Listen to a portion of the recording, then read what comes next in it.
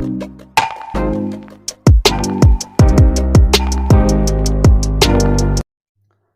दोस्तों, मैं मनमोहन सविता स्वागत करता हूं आपका अपने YouTube चैनल पर, जिसमें आज हम बात करेंगे दैनिक समसामयिकी के अति महत्वपूर्ण प्रश्नों पर, जिसमें आज दिनांक 23 अप्रैल 2021 की 10 अति महत्वपूर्ण प्रश्न शामिल किए गए हैं। ये सभी प्रश्न कॉम्पिटिटिव एग्जाम की दृष्टि से काफी हेल्पफुल हैं तथा आपको अपने सपने की ओर एक कदम आगे लेकर जाने के वाले हैं। तो बने रहिए वीडियो के अंत तक, क्योंकि आने वाले सभी प्रश्न काफी इंपॉर्टेंट हैं। इसके साथ ही मैं वीडियो के अंत में आपसे एक क्वेश्चन भी पूछूंगा, जिसका आंसर आपको कमेंट करके बताना है तथा हम बात करेंगे कल वाले प्रश्न के उत्तर की। तो बने रहिए वीडियो के अंत तक, क्योंकि कोशिश एक करोगे मुश्किलें 1000 आएंगी, लेकिन वह मंजिल बड़ा ही शानदार होगा जब मंजिल आपके सामने होगी। तो चलते हैं आज के पहले क्वेश्चन की ओर। पहला ही क्वेश्चन परीक्षा की दृष्टि से काफी महत्वपूर्ण है। तो बात करते हैं हम। पूछा गया है कि प्रतिवर्ष पृथ्वी दिवस कब मनाया जाता है? ए 21 अप्रैल, 22 अप्रैल, 23 अप्रैल, 24 अप्रैल, या कब मनाया जाता है? तो इसका राइट आंसर हो जाएगा प्रतिवर्ष 22 अप्रैल को विश्व पृथ्वी दिवस मनाया जाता है। यानी कि यदि हम बात करें कि इसका राइट आंसर हो जाएगा 22 अप्रैल। प्रतिवर्ष 22 अप्रैल को पृथ्वी दिवस मनाया जाता है। इस वर्ष पृथ्वी की थीम रखी गई है रीस्टोर अवर अर्थ, अर्थात पृथ्वी को पुनर्स्थापित करना रखी गई है। 2021 की जो थीम रखी गई है वह है रीस्टोर अवर अर्थ रखी गई है। इसका एकमात्र उद्देश्य यह है कि पृथ्वी एवं पर्यावरण संरक्षण के प्रति लोगों को जागरूक करना। इस दिवस की शुरुआत सर्वप्रथम अमेरिकी सीनेटर ग्लैंडन नेल्सन द्वारा पर्यावरण के प्रति जागरूकता बढ़ाने के उद्देश्य से वर्ष 1970 में की थी। इसीलिए इसे पृथ्वी विज्ञान या यूं कहें कि पृथ्वी दिवस के जनक के रूप में भी जाना जाता है ग्लेनोल्ड नेल्सन को। और अंतर्राष्ट्रीय महत्व के कारण वर्ष 2016 द्वारा परिवर्तन यानी जलवायु परिवर्तन से निपटने के लिए 22 अप्रैल 2016 से इसे मनाया जाना शुरू कर दिया। तो इसका राइट आंसर हो जाएगा 22 अप्रैल। प्रतिवर्ष पृथ्वी दिवस कब मनाया जाता है? 22 अप्रैल को। और इस कदर यह है हमारी पृथ्वी, जो हमें अपनी पृथ्वी को बचाकर रखना है। किससे बचाकर रखना है? तो कोरोना काल में चल रहे इस भयंकर बीमारी से अपनी पृथ्वी को बचाना है और पर्यावरण प्रदूषण से लोगों को जागरूक करना है। आइए चलते हैं अप्रैल के कुछ प्रमुख दिवसों की तरफ। और जैसा कि हम पिछली कक्षाओं में भी इन दिवसों का रिवीजन कर चुके हैं, और यदि आप इन सभी महत्वपूर्ण दिवसों के बारे में जानना चाहते हैं तो पिछली कक्षाओं को एक बार पुनः देखें या जाकर अभी देख लें। इनका लिंक मैंने डिस्क्रिप्शन बॉक्स में रख दिया है। तो बात करते हैं 1 अप्रैल को। तो 1 अप्रैल को हाल ही में आरबीआई द्वारा अपना स्थापना दिवस मनाया गया है। यदि हम आरबीआई की बात करें तो रिजर्व बैंक ऑफ इंडिया, इसकी स्थापना 1934 में, यानी इसका एक एक्ट आया था 1934 में, जिसकी स्थापना 1 अप्रैल 1935 में कर दी गई। जी हाँ दोस्तों, यंग हिल्टन आयोग या शाही आयोग की सिफारिश पर 1 अप्रैल 1935 में इसकी स्थापना कर दी गई, जिसके पहले विदेशी गवर्नर थे ऑसबॉर्न स्मिथ तथा पहले भारतीय गवर्नर थे सी.डी. देशमुख। यह सारी की सारी जानकारी आपको 1 अप्रैल से याद रखनी है। यदि हम बात करें 2 अप्रैल, तो 2 अप्रैल को मनाया जाता है विश्व ऑटिज्म जागरूकता दिवस, जिसे 2007 से मनाया जाता है। यदि हम बात करें 4 अप्रैल को, तो प्रत्येक 4 अप्रैल को मनाया जाता है अंतर्राष्ट्रीय खदान जागरूकता दिवस। इसी के चलते इसे 2006 से बनाना आरंभ किया गया था। यानी खदानों में होने वाले विस्फोटों से बचाने के लिए, यह जागरूकता बढ़ाने के लिए अंतर्राष्ट्रीय खदान जागरूकता दिवस मनाया जाता है। यदि हम बात करें 5 अप्रैल को, तो 5 अप्रैल को राष्ट्रीय समुद्र दिवस मनाया जाता है। ये कब से मनाया जाता है? तो 1964 से इसे बनाने का आरंभ किया गया था। यदि वहीं पर हम बात करें कि 6 अप्रैल को क्या मनाया जाता है, तो हाल ही में भाजपा द्वारा अपना 41वां स्थापना दिवस मनाया गया था, जिसके अध्यक्ष हैं जेपी नड्डा जी। यदि हम बात करें कि 7 अप्रैल को क्या मनाया जाता है, तो 7 अप्रैल को WHO के द्वारा विश्व स्वास्थ्य दिवस मनाया जाता है, यानी वर्ल्ड हेल्थ डे मनाया जाता है। कब? 7 अप्रैल को। इसकी शुरुआत कब से हुई थी? तो 1950 से इसकी शुरुआत हुई थी। यदि हम बात करें 9 अप्रैल को, तो 9 अप्रैल को ही मनाया जाता है CRPF द्वारा अपना शौर्य दिवस। इसी के साथ यदि हम बात करें 11 अप्रैल को, तो राष्ट्रीय सुरक्षित मातृत्व दिवस के रूप में 11 अप्रैल को यह दिवस मनाया जाता है। आशा करता हूँ ये सारे के सारे दिवस आपको समझ आए होंगे। पसंद आए होंगे। यदि वीडियो के क्वेश्चन समझ आ रहे हो तो एक बार वीडियो को लाइक करें। बढ़ते हैं नेक्स्ट क्वेश्चन की ओर। नेक्स्ट क्वेश्चन है हमारा question number 2। ALH Mk3 helicopter की पहली INAS 323 इकाई कमीशन किया गया है। इसका निर्माण किसके द्वारा किया गया था? तो हाल ही में 19 अप्रैल 2021 को यह स्वदेशी निर्मित ALH Mk3 हेलीकॉप्टर की पहली इकाई भारतीय सेना यानी एयर स्क्वाड्रन INAS 323 यानी 323 को गोवा से शामिल कर लिया गया है। यानी यह एक हेलीकॉप्टर है जिसे शामिल किया गया है गोवा से, और इसे बनाने का काम जो किया था वह हिंदुस्तान एरोनॉटिक्स लिमिटेड द्वारा किया गया था। इसे किस प्रकार से शामिल किया गया है? तो यह हिंदुस्तान एरोनॉटिक्स लिमिटेड द्वारा निर्मित एक शक्ति इंजन के साथ 3 अत्याधुनिक मल्टी रोल हेलीकॉप्टर है और इसे Mk3 संचालन करेगी, जिसके द्वारा यदि हम बात करें कि INAS 323 की कमांडर समीक नंदी के पास है, जो एक परिचालक हैं इसके। यदि हम बात करें कि यह एक मील का पत्थर साबित हुआ है, साथ ही यह आत्मनिर्भर भारत की भावना का भी प्रतीक है। और इसका निर्माण किसने किया है? तो हिंदुस्तान एरोनॉटिक्स लिमिटेड द्वारा इसका निर्माण किया गया है। इसका नाम क्या है? तो INAS 323 इस हेलीकॉप्टर का नाम है, जिसे बनाया है हिंदुस्तान एरोनॉटिक्स लिमिटेड द्वारा। आइए देखते हैं इस जूम करके। ये है वह हेलीकॉप्टर जिसे हिंदुस्तान एरोनॉटिक्स के द्वारा बनाया गया है। यह परीक्षा की दृष्टि से पूछे जाने वाला काफ़ी महत्वपूर्ण प्रश्न है, तो आप इसे जल्द से जल्द याद कर लें। नेक्स्ट क्वेश्चन है हमारा कि डिस्क फुटेड वेटलैंड चमगादड़ को नौरीविलम वन्यजीव अभ्यारण्य में देखा गया है। यह अभ्यारण्य कहाँ स्थित है? तो हाल ही में भारत का पहला बांस के वृक्षों पर रहने और चिपचिपे पंजों का आंतरिक हिस्सा रखने वाले एक नए प्रजाति के चमगादड़ की खोज की गई है और इसे नौखिल्लिम यानी नौगरीविल्लम नामक एक वन्यजीव अभ्यारण्य में देखा गया है। यह अभ्यारण्य स्थित है मेघालय में। यह चमगादड़ की यूडिकुप्स नामक प्रजाति है, जिसे डिस्क फुटेड वेट नाम दिया गया है।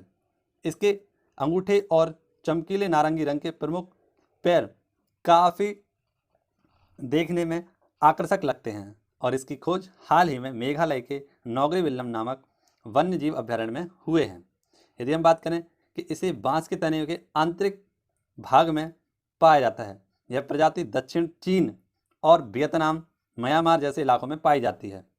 यदि बात करें कि म्यांमार से लगभग 1000 किलोमीटर पश्चिम में जो वहाँ पर हमारा मेघालय स्थित है, वहाँ पर भी इसे देखा गया है।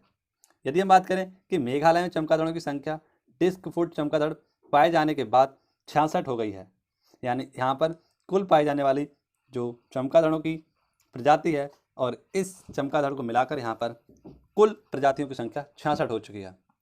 भारत में पाए जाने वाले चमगादड़ प्रजातियों में एक और प्रजाति की वृद्धि हो गई है इसी प्रकार, और भारत में चमगादड़ों की कुल 130 प्रजातियां हो गई हैं। आइए देखते हैं। यही है वो चमगादड़ जिसे हाल ही में ढूंढा गया है।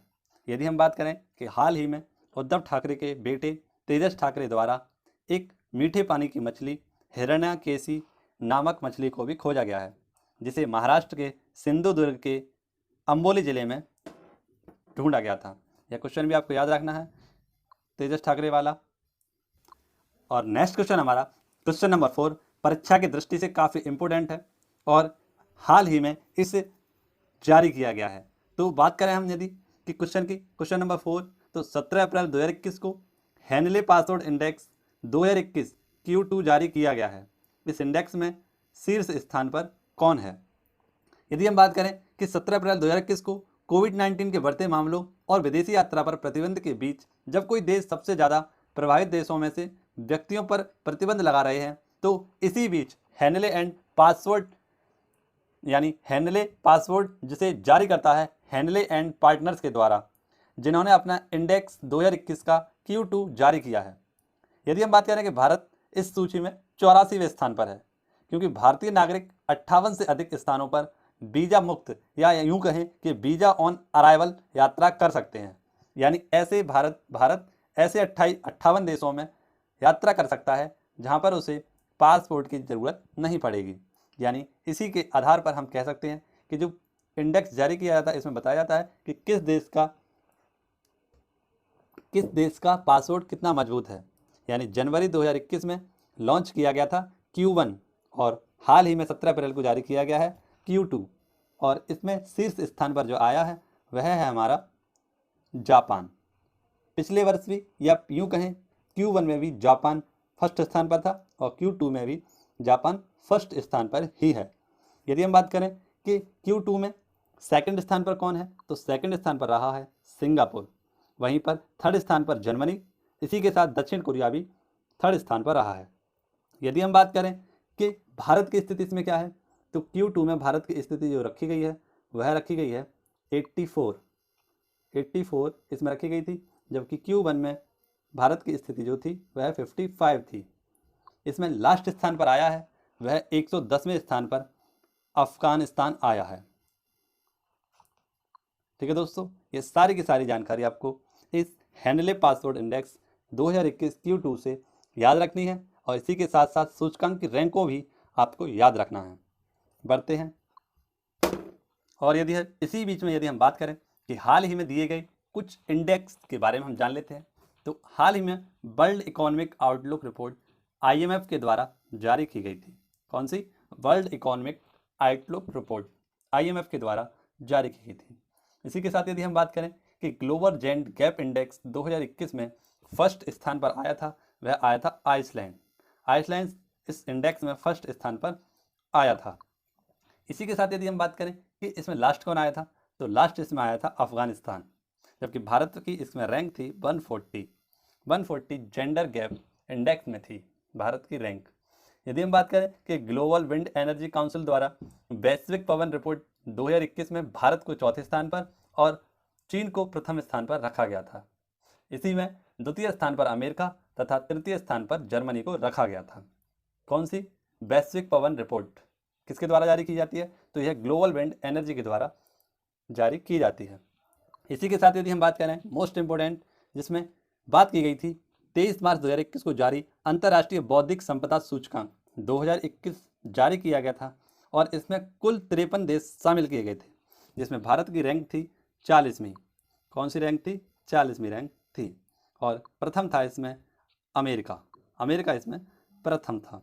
यदि हम बात करें कि हाल ही में वर्ल्ड हैप्पीनेस इंडेक्स भी जारी किया गया था और इसमें फर्स्ट आया था फिनलैंड इसमें फर्स्ट आया था। वहीं पर लास्ट इसमें आया था अफगानिस्तान। लास्ट इसमें कौन आया था? अफगानिस्तान। यदि हम भारत की बात करें तो भारत इसमें आया था 139वें नंबर पर, पाकिस्तान आया था 105वें नंबर पर। तो ये सारे के सारे सूचकांक आपको अपनी कॉपी में नोट डाउन रखने हैं। बढ़ते हैं नेक्स्ट क्वेश्चन की ओर। सुविधाओं के अभाव में सारे के सारे क्वेश्चन आपको बोलकर बताए जा रहे हैं, तो आपका केवल ध्यान केंद्रित करके इन सभी सवालों को अपनी कॉपी में नोट डाउन करना है, क्योंकि करंट अफेयर की ये क्लास आपके लिए काफ़ी महत्वपूर्ण हो सकती है। नेक्स्ट क्वेश्चन हमारा क्वेश्चन नंबर 5 और हमसे पूछा गया है कि 20 अप्रैल 2021 को कौन सी पार्टी द्वारा चुनावी बॉन्ड दाता का नाम घोषित करने वाली पहली राजनीतिक पार्टी बन गई है। ये परीक्षा की दृष्टि से काफ़ी इंपॉर्टेंट है और इसके फैक्टों के बारे में मैं आपसे बात करूंगा। तो हाल ही में झारखंड मुक्ति मोर्चा द्वारा 20 अप्रैल 2021 को चुनाव सुधारों के लिए काम करने वाली संस्था एसोसिएशन फॉर डेमोक्रेटिक रिफॉर्म्स ने जानकारी दी है कि झारखंड मुक्ति मोर्चा यानी JMM यानी झूमोझू या झामोझू द्वारा, जिसे फुल फॉर्म कहा गया है झारखंड मुक्ति मोर्चा के द्वारा, पहली पार्टी बन गई है जिसने अपना चुनावी बॉन्ड जारी किए जाने के बाद दान देने वाले नामों की घोषणा की है। पार्टी की बात करें तो वर्ष 2019 से 2020 के बीच योगदान रिपोर्ट के तहत 1 करोड़ रुपए के दान की घोषणा की थी। इसी के साथ यदि हम बात करें कि झारखंड के सत्तारूढ़ दल की योगदान रिपोर्ट के अनुसार दान एल्यूमिनियम और तांबा निर्माण कंपनी हिंडाल्को यानी बात करें हिंडाल्को द्वारा दिया गया है।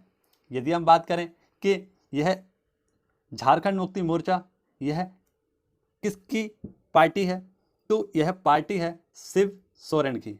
1972 में 15 नवंबर 1972 में पार्टी की स्थापना की गई थी और वर्तमान समय में इस पार्टी से ही CM हैं झारखंड के हेमंत सोरेन। और हिंडन कंपनी के द्वारा 2020-21 में 1 करोड़ रुपए दान देने की बात कही गई है। यह चुनावी बॉन्ड क्या होता है? तो चुनावी बॉन्ड एक प्रकार से एसबीआई द्वारा जारी किया जाता है और इसमें दिए जाने वाला दान या पैसा चुनावी दल के खाते में जाता है, ना कि किसी भी पार्टी के अध्यक्ष के या किसी अन्य व्यक्ति के। जाता है किसी के, तो वह जाता है किसी भी पार्टी के खाते में। और इसे 2017 में पहली बार आम बजट में चुनावी बॉन्ड की घोषणा की गई थी। सरकार द्वारा चुनावी बॉन्ड योजना वर्ष 2018 में अधिसूचित की गई थी और इस योजना के तहत भारत के प्रत्येक नागरिक द्वारा चुनावी बॉन्डों की खरीदारी की जाती है। तो यह हाल ही में किसने लॉन्च किया है? तो झारखंड मुक्ति मोर्चा के द्वारा यह लॉन्च किया गया है और एसबीआई द्वारा ही यह हमेशा खाते में पैसा डाला जाता है।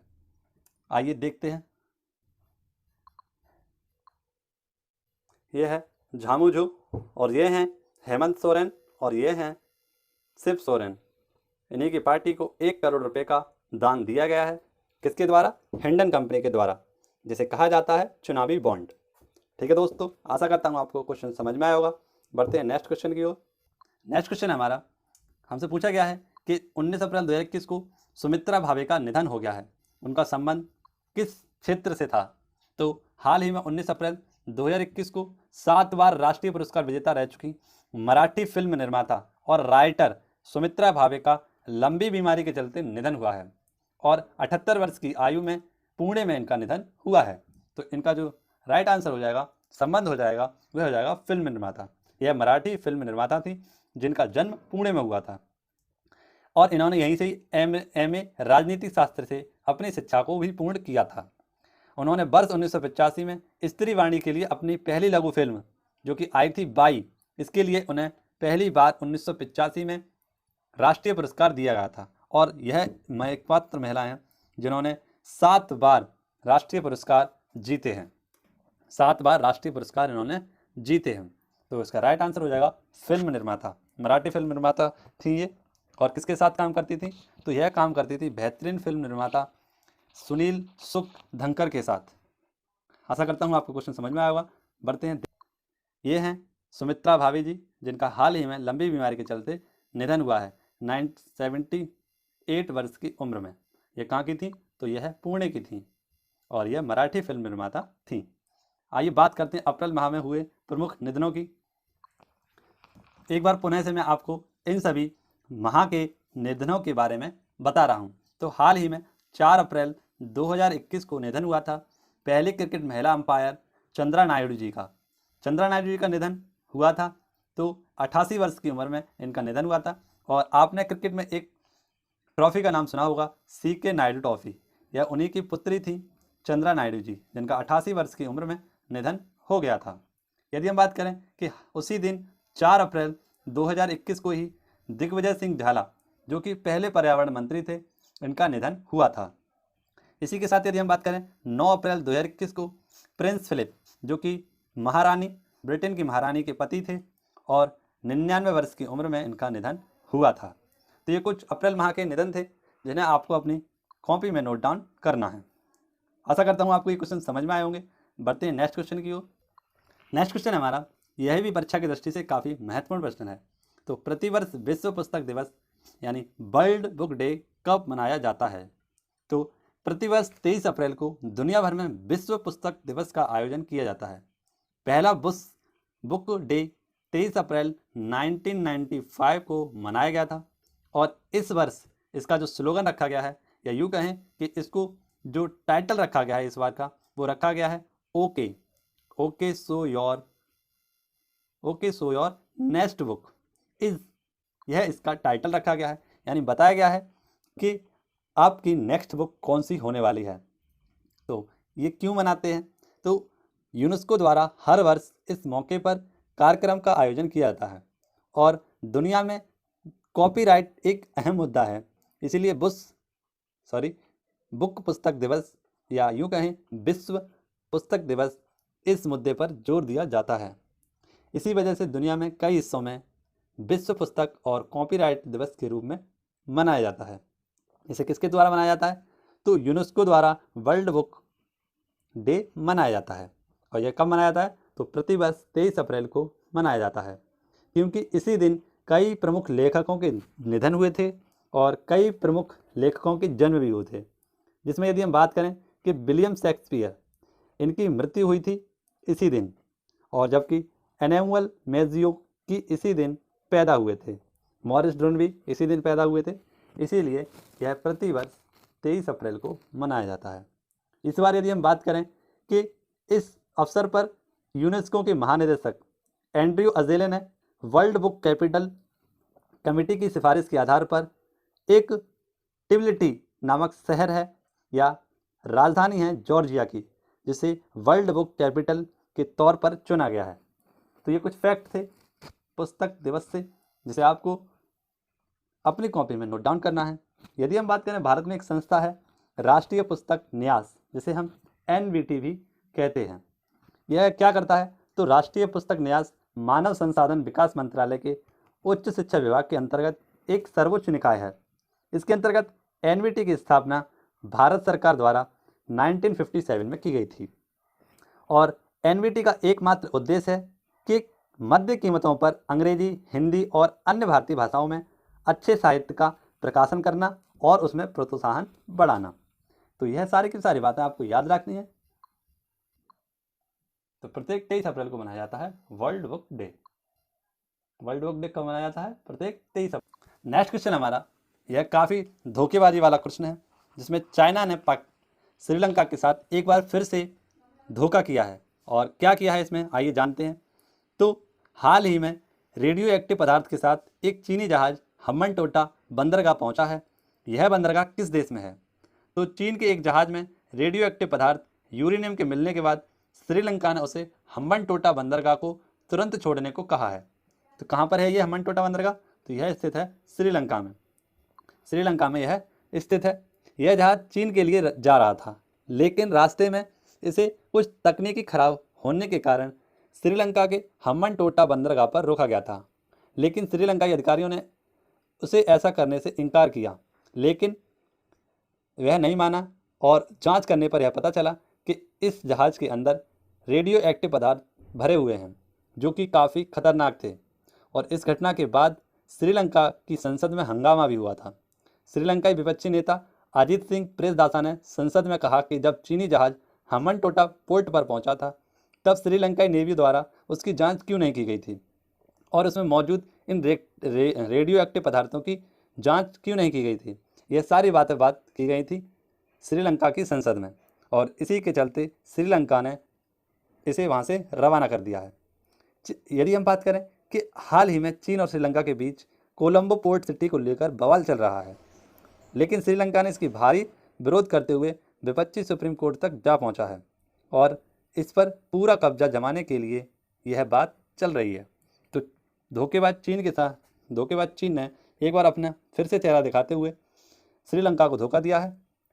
और आइए देखते हैं, हम्बनटोटा द्वीप पर खड़ा यह चीनी जहाज। यदि हम बात करें, हाल ही में स्वेज नहर में एक एवरग्रीन नामक जहाज फंस गया था। तो यह कहाँ फंसा था? एवरग्रीन जहाज में यह फंसा था। यदि हम बात करें नेक्स्ट क्वेश्चन की, तो चलते हैं नेक्स्ट क्वेश्चन हमारा क्वेश्चन नंबर 8, और इसमें बताया गया है कि हाल ही में किस केंद्रीय मंत्री द्वारा रामायण पर पहली ऑनलाइन प्रदर्शनी का उद्घाटन किया गया है? तो केंद्रीय पर्यटन और संस्कृति राज्य मंत्री, जिन्हें स्वतंत्र प्रभाव प्राप्त है, प्रहलाद सिंह पटेल ने विश्व विरासत दिवस 2021, जिसे 18 अप्रैल को मनाया जाता है, के अवसर पर महर्षि वाल्मीकि द्वारा लिखित रामायण महाकाव्य पर पहली ऑनलाइन प्रदर्शनी का वर्चुअली उद्घाटन किया है। तो किसके द्वारा किया गया है? प्रहलाद सिंह जोशी के तहत इन्हें किया गया है। ऑनलाइन प्रदर्शनी का शीर्षक रखा गया है राम कथा, भारतीय लघु चित्रों के माध्यम से राम की कहानियों, यानी इसकी जो शीर्षक रखा गया है वह रखा गया है राम कथा, the story of Rama thought Indian manufacture. Online प्रदर्शनी में नई दिल्ली स्थित राष्ट्रीय संग्रहालय के भारत के विभिन्न कला स्कूलों को शामिल कर इन्हें चित्रों के रूप में दिखाया जाएगा। यह भारत के विभिन्न कला विद्यालयों में से 17 से 19वीं सदी के बीच के लघु चित्रों को शामिल किया गया है, जिसमें मंदिर, नृत्य, संगीत और शास्त्रों की एक अनूठी विरासत की दुनिया दिखाई जाएगी। तो यह किसके द्वारा? पर्यटन और संस्कृति राज्य मंत्री प्रहलाद सिंह पटेल जोशी के द्वारा इन्हें दिखाया जाएगा। आइए बढ़ते हैं नेक्स्ट क्वेश्चन की ओर। 10 है हमारा, जिसमें हमसे पूछा गया है कि हाल ही में भारत के 68वें ग्रैंड मास्टर कौन बने हैं।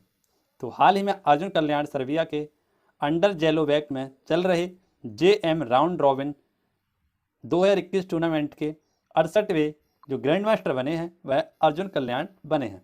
18 वर्षीय बीकॉम छात्र ने यह 5वें राउंड में मोंटेनेग्रो के GM कोशिश ड्रैगन को हराकर यह उपलब्धि हासिल की है और सर्बिया रवाना होने से पहले 2777 पर था और GM बनने के लिए 23 अंकों की जरूरत थी, लेकिन अर्जुन के द्वारा यह उपलब्धि प्राप्त कर ली गई। यदि हम बात करें कि ग्रैंड मास्टर किस खेल में दिया जाता है, तो यह खिताब दिया जाता है वह शतरंज में दिया जाता है। और इससे पहले 67 में जो ग्रैंड मास्टर थे वह थे 14 वर्ष के गोवा के रहने वाले लियोन मेंडोका, और इन्होंने इटली में तीसरा और आखिरी नॉर्म हासिल करने के बाद भारत के 67वें ग्रैंड मास्टर बने थे। मेंडोका 14 वर्ष के थे और इन्होंने यह कम उम्र में उपलब्धि हासिल की थी। आइए देखते हैं अर्जुन कल्याण जी को। ये हैं अर्जुन कल्याण जी, जिन्हें उपलब्धि हासिल हुई है 68वें ग्रैंड मास्टर के रूप में। यदि हम बात करें कि हाल ही में BCCI के द्वारा women person of the year चुनी गई थी, तो वह चुनी गई थी शतरंज की खिलाड़ी कोनेरू हम्पी। कोनेरू हम्पी को ही इसे sport person of the year के रूप में चुना गया था। यदि हम बात करें कि पहला जो शतरंज खिलाड़ी था वह विश्वनाथ आनंद को पहला राजीव गांधी खेल रत्न पुरस्कार दिया गया था 1991 में। तो इस शतरंज से जुड़ी कुछ बातें आपको याद रखनी है। आइए बात करते हैं हम today question of the day की। इसका आंसर आपको कमेंट करके बताना है।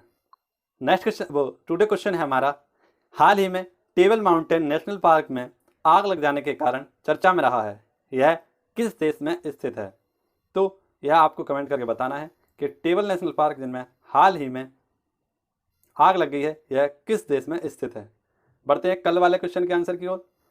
कल वाले क्वेश्चन में हमसे पूछा गया था कि नॉर्वे विश्व प्रेस स्वतंत्रता सूचकांक 2021 में पहले स्थान पर है, भारत में इसकी रैंक क्या है। तो हमने इस पर बात की थी, भारत में इसकी जो रैंक है वह 142 है, यानी कि इसमें स्वतंत्रता प्रेस की स्वतंत्रताओं के बारे में बताया जाता है कि कहाँ की प्रेस कितनी स्वतंत्र है। यहाँ पर सबसे लास्ट में आया था इरिट्रिया, यानी इरिट्रिया में यदि कोई भी व्यक्ति सरकार के खिलाफ बोलता है तो उसे गिरफ्तार कर लिया जाता है, या कोई भी मीडिया कर्मचारी इरिट्रिया की सरकार के खिलाफ बोलता है तो उसे गिरफ्तार कर लिया जाता है। दोस्तों, यह वीडियो अगर आपको पसंद आई हो, आज के सारे क्वेश्चन हमने कंप्लीट किए हैं, तो वीडियो को एक बार लाइक करें और चैनल को सब्सक्राइब करें। मिलेंगे हम नेक्स्ट वीडियो में, तब तक के लिए धन्यवाद। चैनल को सब्सक्राइब करना ना भूलें।